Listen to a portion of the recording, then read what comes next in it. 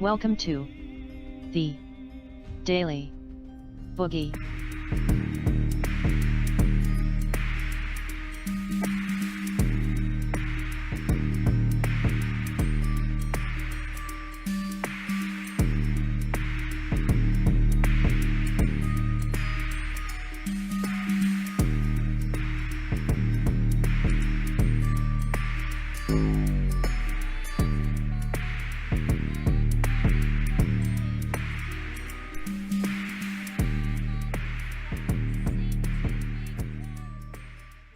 Let's change it up a bit. Let's go to The Weekly Stelter.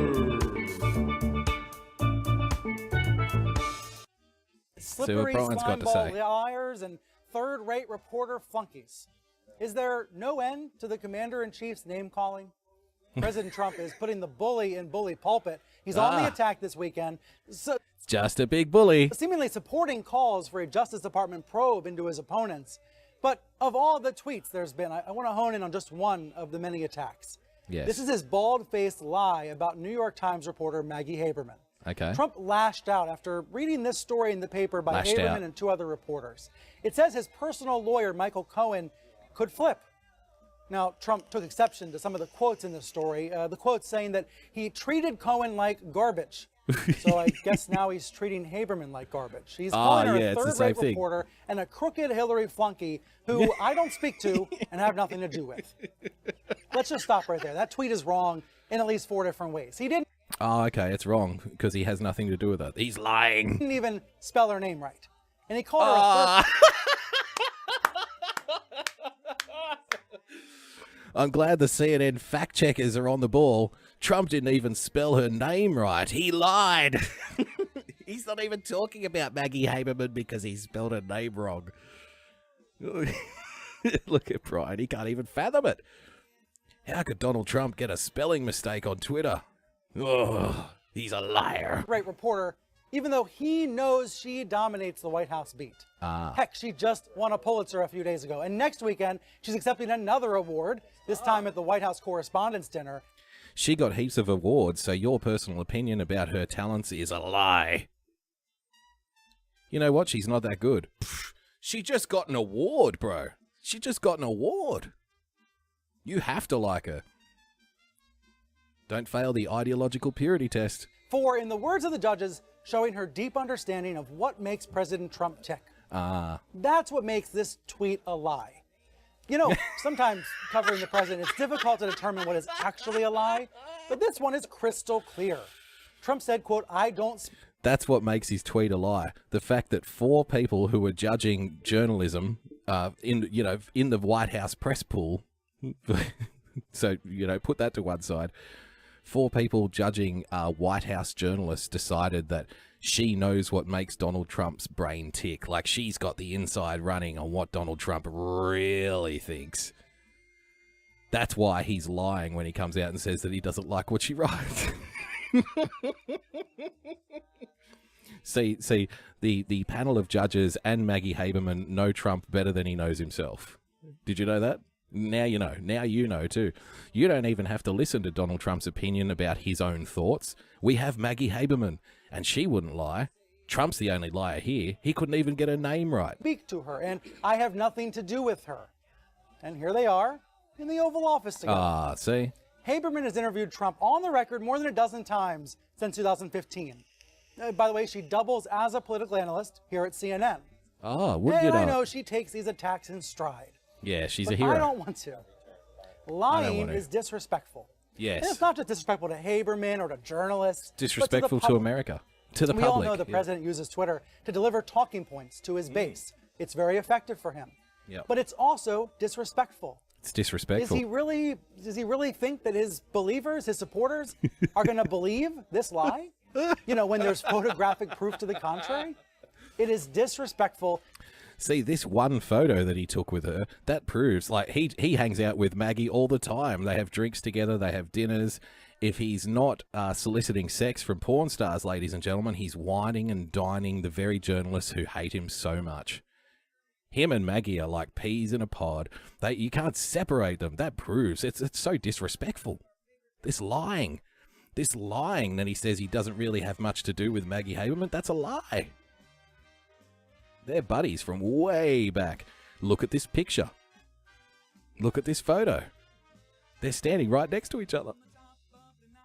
This proves that they're the best of friends. To his fans, to his Twitter followers, to post this kind of stuff. Yes. And we haven't even gotten to the tweet about Chuck We Todd. haven't even gotten to So what do you do about a bully?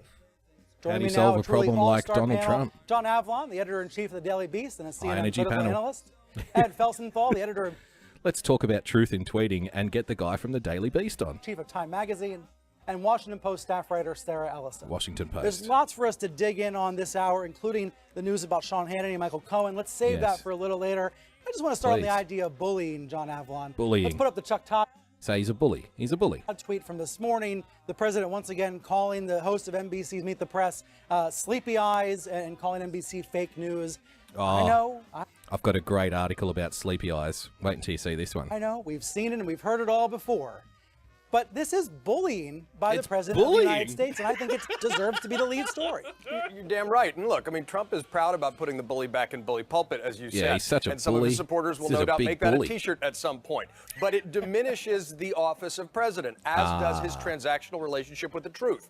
We Okay. almost get inured to the idea that the president of the United States calling out individual reporters in typo-written, sloppy, bullying emails is normal because this is the president and this is his style. Yep. We know it's not normal because we have 44 other presidents to Yeah. compare him to, and nothing like this has happened in American history. Yeah, none of them had Twitter either, you drongo. I mean, even just the Comey memos this week. We know he talked about jailing journalists in the Oval Office, and that doesn't even rise to the level of our story, Cash, because it seems part of a theme, because it is. But it's dangerous. Yes. It dumbs us down. Dangerous. And it really shows the extent to which he's part Dumbs of a us piece down. of political leaders who attack the press as a matter of principle, and that's usually seen in autocrats, not the United States of America. This is one of those words versus actions issues, isn't it, John? I mean, this issue about jailing journalists, the president talking about it with Comey more than a year ago. Now it's revealed in the Comey. What? See how he just slips at, see, this is the genius of Brian Stelter. He's like, this is an issue about jailing journalists. What? Whoa, where did that come from? So he's gone from like saying not nice things about journalists on Twitter, like now he's locking them all up.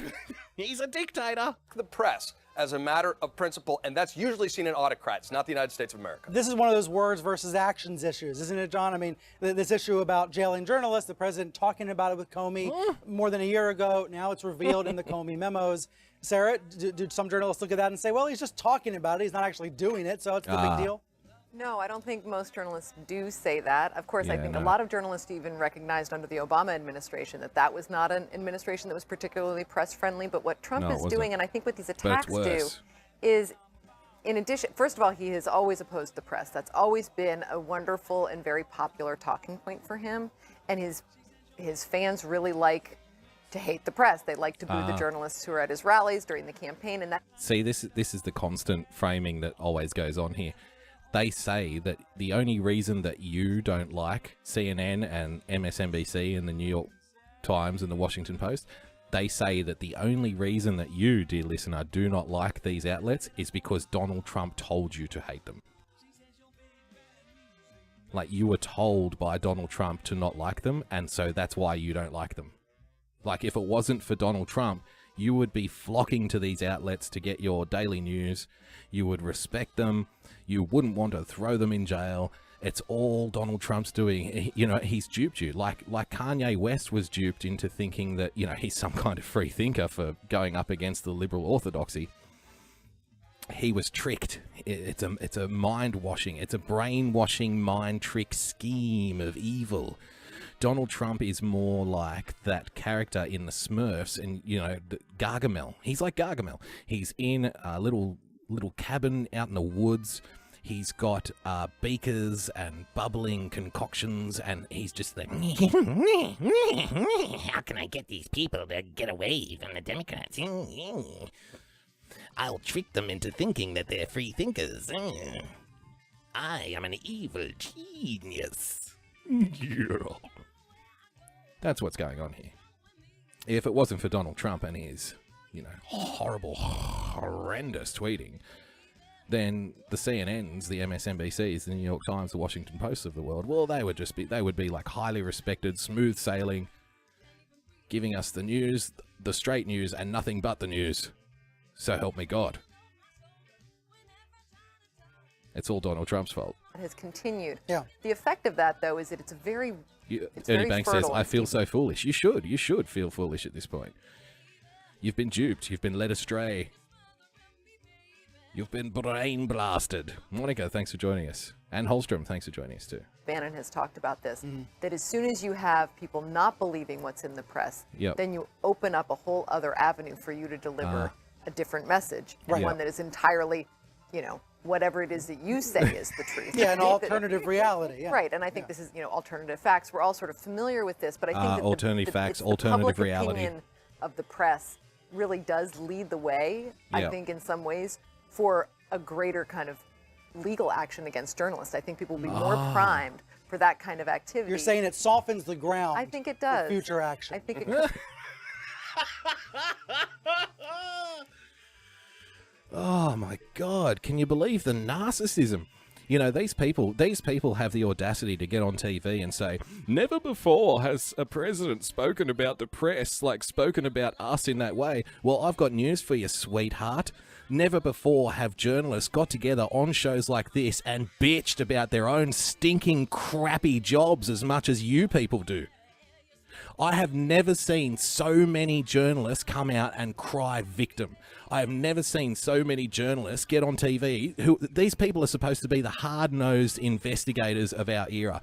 They're supposed to hold people to account. They're supposed to have balls of steel. They're supposed to have like a hardened outer exterior to go after the hard stories when they have to go after them. What do we get? We get people writing in newspapers that nobody reads, going on shows that nobody watches, and going, it's just not fair. Why? Why does he have to say things?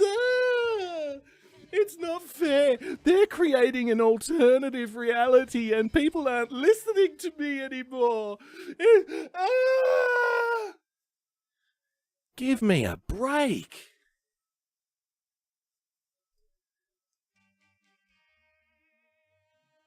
I mean, come on, man. Just get better. Just get better. I've never seen so many people turning on the press. You know what they're doing? They're prepping the ground so they can throw us all in jail. Yeah, and it's all Donald Trump's fault. Donald Trump tweets things, and then people hate us, and they only hate us because Donald Trump's tweeting. And I've never been in this situation before. I mean, people aren't reading my shit anymore. I don't know what to do. It's so frightening. It's so scary. Grow up, man. Get a grip. How many hours a week gets dedicated to watching journalists whinge? Whinge that nobody's watching them. Whinge that people are saying things that they don't like. Guess what? Welcome to public life, sweetheart. Christ almighty. Good. What do you think so, Ed? What worries me most, and echoes something John McCain has been saying, wrote an op-ed in the Washington Post early in the year. I think Sarah's certainly right. We can worry about what happens in our own country, but this kind of talk empowers repressive regimes around the world that are already jailing journalists. Here we go. Donald Trump isn't only softening the ground for jailing journalists in America, he's also aiding dictators around the world. These people are completely unhinged, completely detached. I've got no idea why nobody's watching us anymore. Yes, you raise a really good point. You see, Donald Trump's tweets are making the lives of dictators in other countries easier. What? What? I've got no idea why nobody's watching CNN anymore. I'm a reasonable truth teller.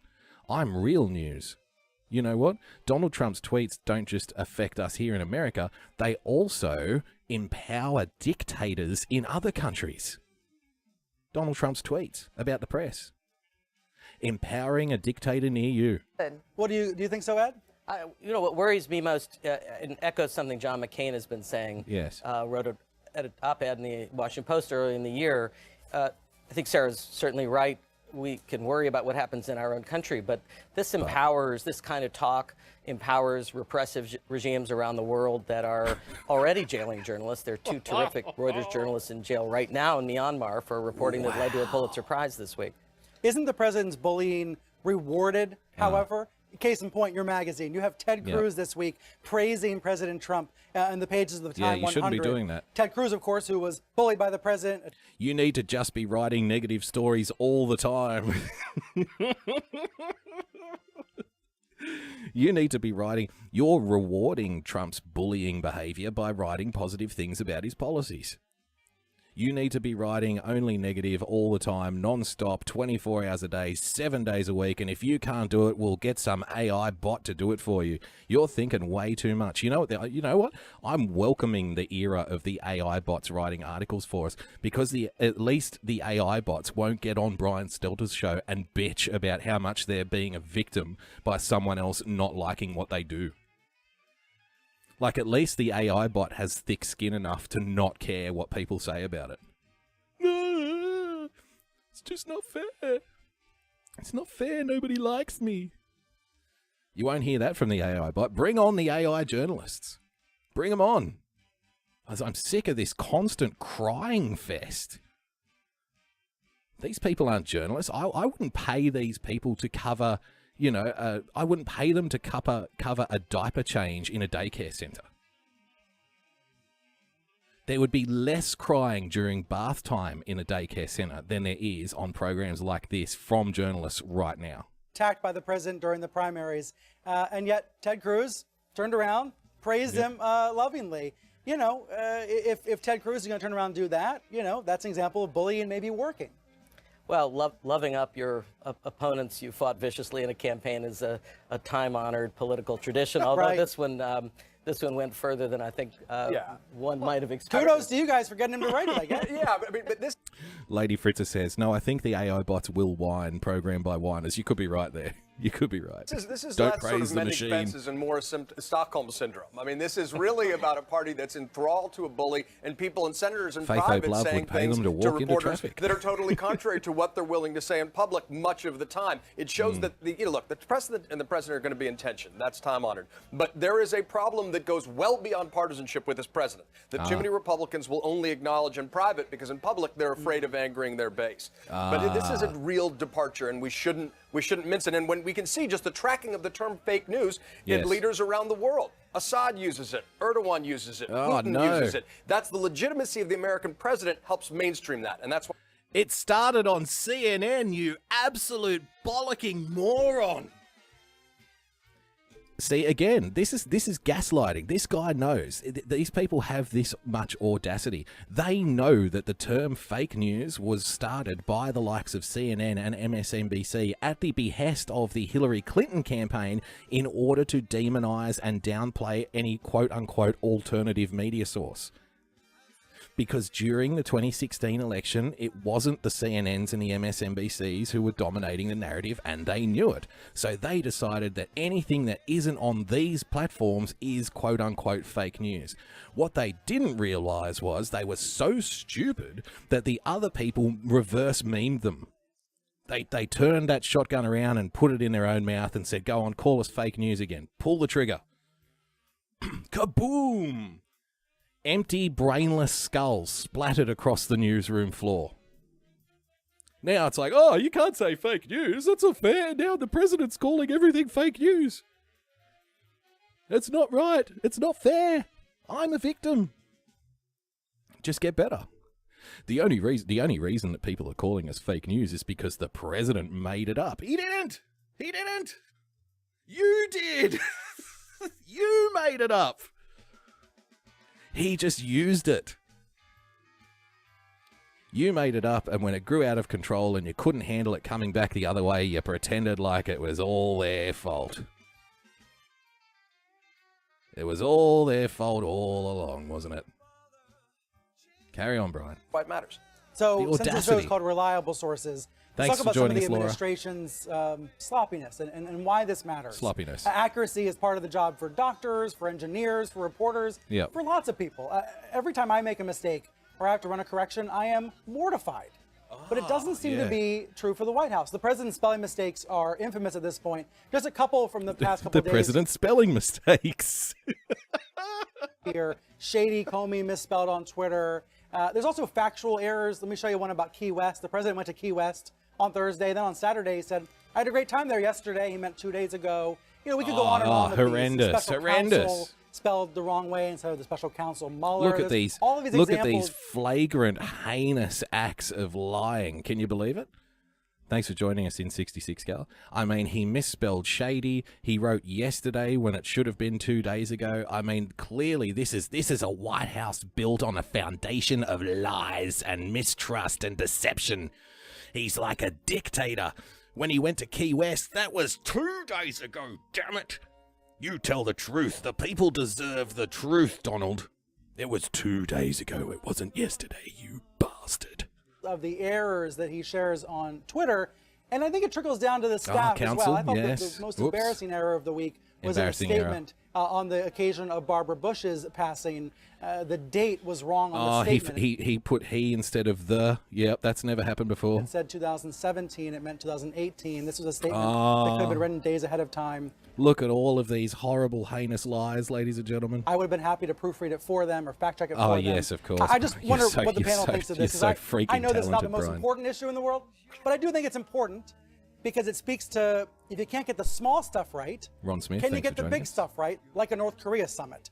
Ed, do you agree? Is this matter? Does this matter Thank at you for all? the super hearts. I mean, I think it's more of a reflection of the way this White House operates, Okay. which, among other things, is seat of the pants fashion. And Seat of the we all pants know fashion. from running news organizations and being part of news organizations that you make the most errors when you're flying off on deadline or there's not an orderly process. And I Right. think that's really more what this is an indication of than a critical national issue around spelling. Yeah, it's not number one, but does it matter, John?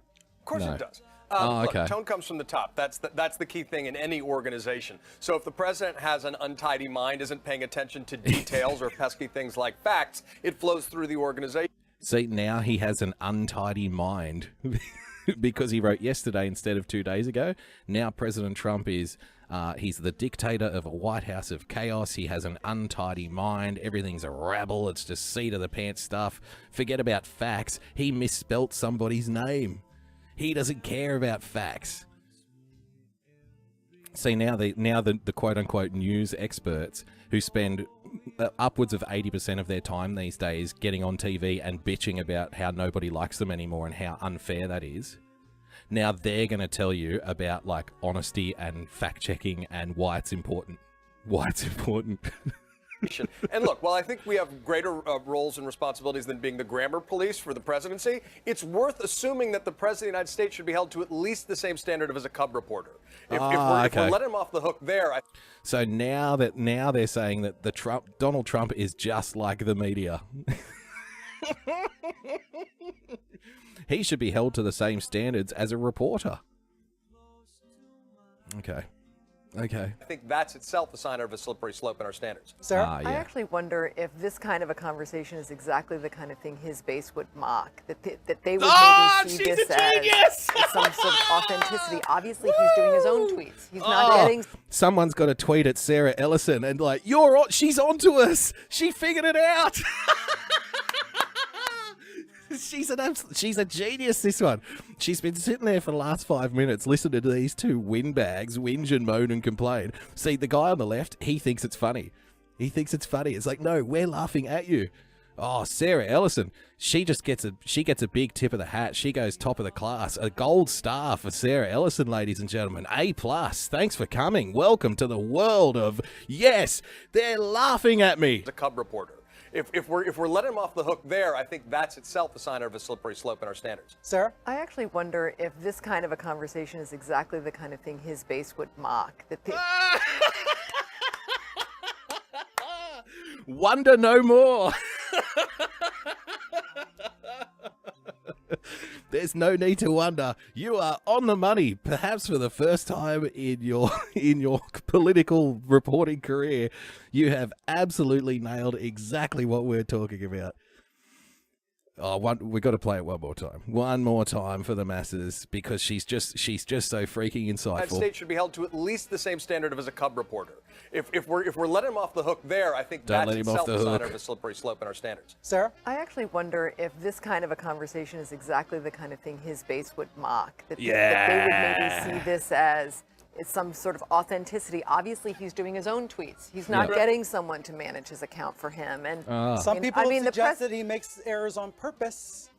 Oh. On purpose, in order to appeal to See? ordinary folks who I'm- look, I'm- I well, make I mistakes. mean, as well. I can just- Everybody does. Maybe Oh, go on. Play the education card, Brian. We know you want to. You're just so smart. You don't even realize that we're all fucking laughing at you. he's trying to Maybe it works for him. I mean, obviously, those kinds of things work for him in a way that doesn't resonate with this panel. But I think that there could be a real either deliberate effort to do that, or it's just something that shows, hey, I'm busy, I'm doing a lot of things, so what if I have a misspelling or two? I mean, that is a kind of Trumpism. I think we should all be more concerned with the facts than the spelling.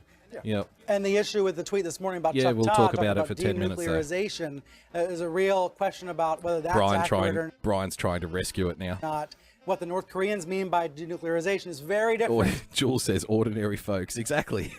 Folks like us. from what the Americans mean. So those issues, I think, even though it's on Twitter and it's just a tweet, those are important issues that are at stake. Precision matters in policy. Governing cannot. Precision it's not the matters same in thing. policy, but not in tweeting. Someone was asking who's the girl. Sarah Ellison, staff writer for the Washington Post. Not for much longer. By pointing out, by double memeing, by reaching through the meme mirror and finding out that, yes, there are indeed people on the other side of the meme mirror. It's like a one-way mirror, like in an interrogation room. She's talking into the mirror, the liberal media, but there's actually alt-right bigots and Nazis on the other side, obviously, laughing at her. So she fails the ideological purity test at that point because she's gone through the fourth dimension. So she won't be a staff writer at the Washington Post for very long, because she, by pointing out the fact that people may be mocking her and mocking this kind of conversation, she's indeed manifested that into reality. And we can't have that. We can't have that. Ladies and gentlemen, fantastic. One of the best ever. The Weekly Stelter.